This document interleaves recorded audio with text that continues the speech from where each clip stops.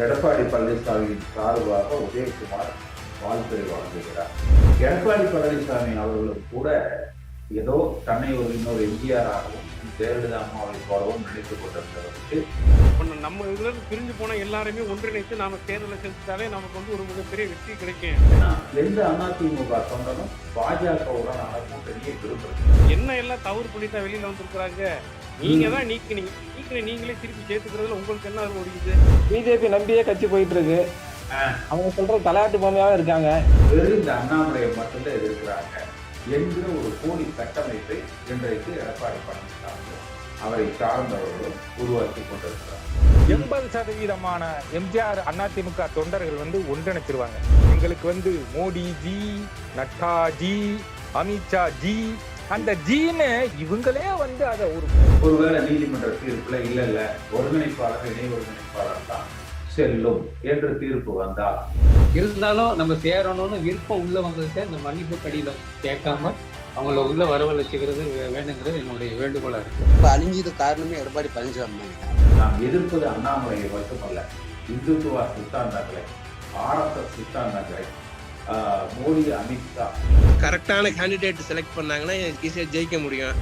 காசு இருக்கிறவங்க தான் சீட்டு வாங்க முடியும், காசு இருக்கிறவங்க தான் எலெக்ஷன் நிற்க முடியுன்றத மாற்றணும். வழக்குகளிலிருந்து அவர்களையும் அவர்கள் பினாமிகளையும் குடும்பத்தாரையும் சொத்துக்களையும் பணங்களையும் பாதுகாக்கணும். கடந்த காலங்களில் பார்த்தீங்கன்னா மக்கள் கருத்துக்களை கேட்டோ மக்கள் மனசுல உள்ளதையோ தேர்தல் அறிக்கையாக எந்த கட்சியும் வைக்கல. ஜிஎஸ்டி உலக நாடுகளில் 7% மேல இல்லை, அதை 5% ஆக்கி பண்ணலாம். மோடி வேணும், அமித்ஷா வேணும், நட்டாஜி வேணும், எல்லா ஜி வேணும், 1000 ரூபாய் எல்லாருக்குன்னு சொல்லிட்டு ஏமாத்திட்டாங்க. அதனால இனிமேல் தேர்தல் அறிக்கை கொடுத்தா வாக்குறுதி கொடுத்தா யாரும் நம்ப மாட்டாங்க. பிஜேபி இல்லாத கூட்டணிங்கிறது ரொம்ப சிறப்புங்கிறது.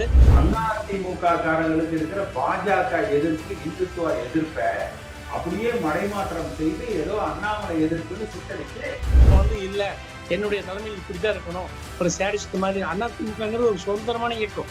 இது சேடிஸ்ட் இயக்கமா யாரும் மாற்றவே கூடாது. தமிழ்நாட்டுல தனியா கால் ஊனவே முடியாது. கவர்மெண்ட்டை விட அதிமுக கவர்மெண்ட் சிறப்பானது. கேள்வி கூத்தாக்குறதுல பிஜேபி முதலிடம். நம்மளோடய நம்ம புறமுதுகியே குத்துறாங்க. இப்போ 4 அணியா இருக்கும்போது 4 இடத்துல 4 பதவி இருக்கு. கட்சி தலைமை எப்படி தேர்ந்தெடுக்கணுங்கிறது புரட்சி தலைவர் எம்ஜிஆரும் ஜெயலலிதா அம்மாவும் சொல்லியிருக்காங்கல்ல. கேண்டிடேட் பிடிச்சிருக்கோ பிடிக்கலையோ நம்ம போய் அந்த கட்சிக்காண்டி ஓட்டு போடுறோம் சொல்லி போட்டுறோம். ஒரு அடிமட்டத்திலேருந்து வந்ததால அந்த ப்ராடும் தெரியுது, அது ஏமாத்து வேலையும் தெரியுது, அந்த நல்ல செய்யறதும் தெரியுது. நிக்கிற வேட்பாளர் பிடிக்காது, ஆனா என்ன சொல்லுவாங்க, கட்சிக்காக ஓட்டு போடுறப்பா, எனக்கு இருந்தாலும் பிடிக்காது அப்படின்னு ஓட்டு போடுவாங்க.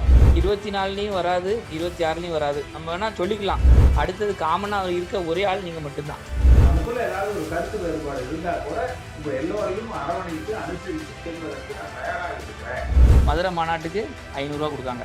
இன்னைக்குள்ள 8% நேற்று நைட்டிலுடைய இது பிறவி 500 ரூபா கொடுக்காங்க. அவங்க காங்கிரஸ்காரனும் போவான், திமுக காரனும் போவான், சும்மா இருக்கும் சில நேரம் போகாதுக்கு இருக்குவான், நீ வாப்பான்னு சொல்லி கூட்டு போவாங்க. ஆனா அந்த சசிகலாவுக்கு ஒரு தீர்ப்பு வந்த பொழுது அவங்க பொதுச் செயலர் இல்ல அப்படின்னு ஒரு முடிவு வந்த பொழுது என்ன கட்சி சசிகலா பின்னாடி போயிடுச்சு. ஆனா அடுத்த தலைமுறை இருக்கக்கூடிய எங்க ஜெனரேஷன் அவங்களுக்கு அந்த பார்க்க வாய்ப்பு இல்லாம போயிடும். இவர்கள் சொல்லுக்கு தொண்டர்கள் கட்டுப்பட வேண்டும். அப்படி கட்டுப்படவில்லை என்றால் அவர்களை கட்சியை விட்டு நீக்குவது. லஞ்சம், ஊழல், சாதி, மதம் இதற்கு அப்பாற்பட்ட அதிமுக களத்துல நின்னா திமுகவையும் நாம எதிர்க்கிறோம். கண்டிப்பாக நமக்கு பிஜேபி கூட்டணி இருக்கக்கூடாது. நம்ம கட்சியை மேலிடத்துக்கு இன்னும் ஸ்டாப் பண்ணதுக்கெல்லாம் இல்ல, உள்ளே ரயில் வந்துடும், அதை பயந்துட்டு தான் கூட்டணி வச்சிருக்காங்க. வருகிற நாடாளுமன்ற தேர்தலிலும் அடுத்து வருகிற சட்டமன்ற தேர்தலிலும் வெற்றி பெறக்கூடிய வலிமையான அதிமுகவை நம்ம கட்டமைப்போம்.